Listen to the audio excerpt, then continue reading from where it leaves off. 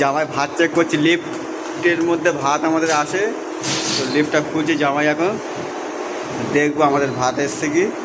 ততক্ষণ তোমরা ভিডিওটা একটু দেখতে থাকবে, কেউ স্কিপ করবে না।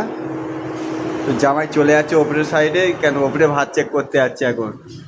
যাই হোক, আর এই আমাদের লিফট আর এই আমাদের কারখানা। গাড়ি জামাই লিফট খুলে বেরোলো, কিন্তু ভাত আসেনি আমাদের, দুর্ভাগ্য কপাল, ভাত নেই লিফটের মধ্যে। ভাত তার এলো না। না, ভাত এলো না। আমরা খুব দুঃখিত। আমরা মোটামুটি সকাল থেকে কিছু খেতে পাইনি।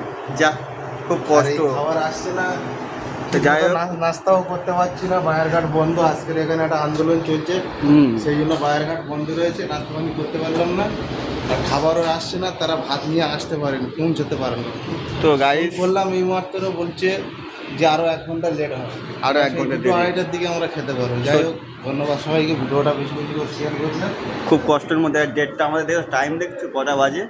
তো যাই হোক, ভিডিও শেয়ার